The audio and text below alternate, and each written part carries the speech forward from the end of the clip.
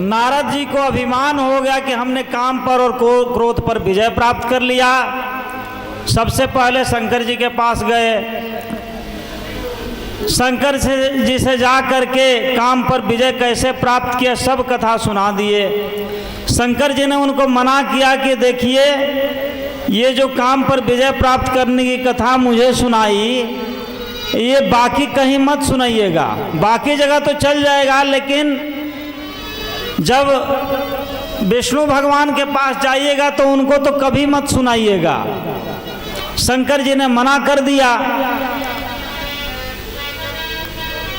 तो नारद जी को लगा कि भाई ये मना क्यों कर रहे हैं, और किसी को कुछ मना करो तो जानबूझ करके और चाहेगा कि हम दूसरों को बताएं। शंकर जी समझ गए कि ये मानने वाले तो हैं नहीं हमारे मना करने के बाद। नारद जी जैसे ही आगे चले, शंकर जी ने अपने 2 गणों को उनके पीछे लगा दिया कि तुम इनके पीछे पीछे जाओ और देखो कि ये कहाँ कहाँ जाते हैं, क्या क्या करते हैं, फिर मुझे आकर के बताना। दोनों गण गए, वहाँ से ब्रह्मा जी के पास गए। नारद जी ब्रह्मा जी को जाकर के सब बताई कि हमने काम पर विजय प्राप्त कर लिया, साथ ही साथ क्रोध पर भी विजय प्राप्त कर लिया। तो ब्रह्मा जी ने कहा कि ठीक है, मुझसे तो कह दिया, परंतु श्री हरि को कभी मत बताना भूल से भी। अगर चर्चा चले तब भी इसको छुपा लेना। अब नारद जी कहाँ मानने वाले, बीणा बजाते हुए पहुंच गए क्षीर सागर भगवान के पास, विष्णु भगवान के पास। अब विष्णु भगवान जब गए तो विष्णु भगवान तो जान गए कि इनके मन में क्या है, वो तो अंतर्यामी। तो उस दिन विष्णु भगवान ने खुद उठ करके अपने आसन से जा करके नारद जी का स्वागत किए कि हे मुनिनाथ, आज आपने बहुत दिनों बाद मेरा दर्शन दिए।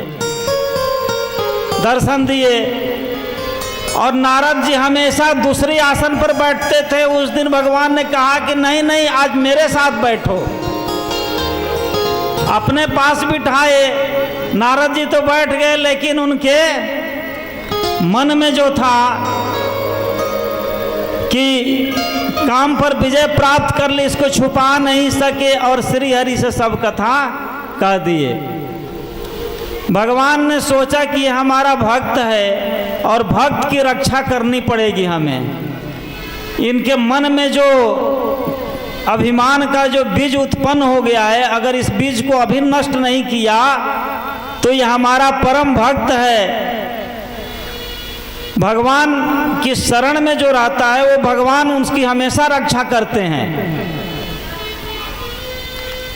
इसलिए वहाँ से स्वागत सत्कार भगवान ने नारद जी का किया और नारद जी ने अभिमान पूर्वक सब बता दिया और बता करके वहाँ से नारद जी विदा लेके चल दिए। जब विदा लेकर के जाए तब भगवान ने अपनी माया को प्रकट किया और कहा कि जाओ, जा करके 100 योजन का नगर बसाओ, क्योंकि हम अपने भक्त का जो अभिमान है उसको तोड़ना चाहता हूँ।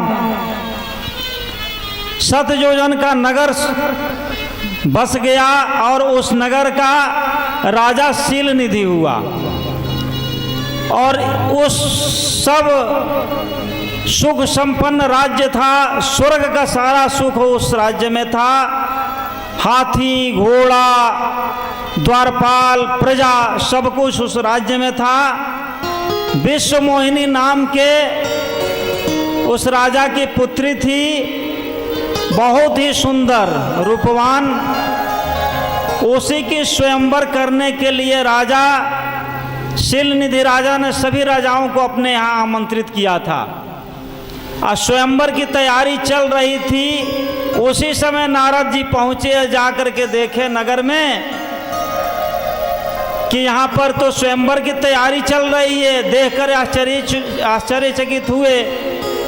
सबसे पूछा कि भाई यहाँ क्या हो रहा है। सबने कहा कि शीलनिधि राजा अपनी पुत्री विश्व मोहिनी का स्वयंवर कर रहे हैं।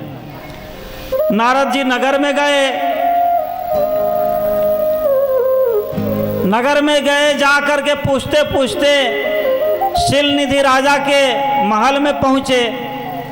मुनि का आगमन सुनकर के राजा ने उनका स्वागत किया और अपनी पुत्री विश्व मोहिनी को बुला करके और नारद जी का प्रणाम करवाए और कहने लगे कि हे नारद जी, आप हमारी पुत्री का हस्तरेखा देख करके बताइए कि इसके भाग्य में क्या है। नारद जी हाथ देखने लगे उसकी, तो हाथ में क्या देख रहे हैं, उसका सौंदर्य देख करके नारद जी भूल गए कि हम किस लिए आए हैं। नारद जी ने हस्तरेखा में देखा कि जो यही बरई अमर सोई हुई, जिससे इसका विवाह होगा वो अमर हो जाएगा और समर भूमि ते जीत न कोई, इसको युद्ध में कोई जीत नहीं सकता। से वही सकल चराचर ताही, सारा चराचर जगत इसकी सेवा करेगा और बरई शील नदी कन्या जाए, जिससे ये शील निधि अपने पुत्री का जिससे विवाह करेंगे वो चराचर जगत उसकी सेवा करेगा, वो अमर हो जाएगा और युद्ध में कोई परास्त नहीं कर पाएगा। जो कुछ राजा ने पूछे, कछुक बनाई भूषण बासे, कुछ बना करके राजा से कह दिए कि आपकी पुत्री बहुत ही सुलक्षणा है, बहुत ही सुंदर है, इसमें कोई दोष नहीं है, आप विवाह करो करके। वेशभूषा हमारा असाधु संतों से इतना सुंदर राजकुमारी का शीलनिधि विवाह करेंगे नहीं। अगर मैं सुंदर बन जाऊं राजकुमारी की तरह, तब तो ये वर्ण कर लेगी। तो सुंदर कैसे बनूंगा? ये जितना सुंदर है उतना ही सुंदर इसके लिए वर चाहिए। तो सबसे सुंदर तो श्री हरि हैं, उससे सुंदर कोई नहीं है। तो सुंदर वर बनूंगा मैं तभी जब श्री हरि से जा करके उनकी सुंदरता को मांगूंगा। हरिशन मांगो सुंदरता हो जात गहरवती भाई। तो श्री हरि के पास कहने लगे उन्हीं से प्रभु से मांगता हूँ। अब दो रास्ता है सुंदरता प्राप्त करने के, एक तो तपस्या के बल पर तप करके भगवान से सुंदरता का वरदान प्राप्त कर लें, तो उसमें तो कल ही स्वयंवर है, बहुत समय लगेगा। इसलिए भगवान को प्रार्थना करते हैं, फिर सोच रहे हैं कैला वैकुंठ में जाऊं कि क्षीर सागर में जाऊं, वह कहाँ पर होंगे, यहीं पर उनकी स्तुति करते हैं, यहीं से प्रकट हो जाएंगे, उनसे सुंदरता मांग लूंगा। नारद जी ने भगवान का स्मरण किया, भगवान वहीं प्रकट हो गए, कौतुकी भगवान वहीं, उन्हीं की सब माया थी, तुरंत प्रकट हो गए। अब बोले कि नारद क्या है बताओ, तुम्हें किस लिए मेरा स्मरण किए हो? कहने लगे कि मोरे हित हरि सम नहीं को, यही अवसर सहाय सोई होई, मेरा हित करने वाला आपके सिवा दूसरा कोई नहीं है। विनय प्रार्थना किए प्रभु का और कहने लगे कि हे प्रभु, आपन रूप देहु प्रभु मोही, अपना रूप मुझे दे दीजिए, आन भांत नहीं पावऊं ओही, मैं दूसरे प्रकार से,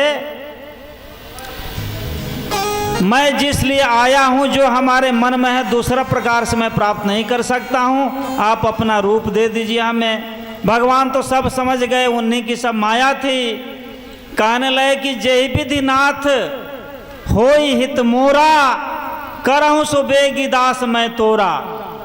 अब भगवान तो सोच रहे हैं कि हमें सुंदरता मांगने आए हैं। भगवान विचार कर रहे हैं कि सुंदरता अपना दूं कि ना दूं। भगवान विचार कर ही रहे थे, तब तक नारद जी ने कह दिया कि जय विधि नाथ हो हित मोरा, मेरा हित जिसमें होगा, करहूं सो बेगी दास मैं तोरा, मैं आपका दास हूं, तुरंत वह उपाय कीजिए। भगवान ने कहा कि ठीक है, तुम हमारा भक्त हो, मैं वही उपाय करूंगा जिसमें तुम्हारा परम हित होगा। जे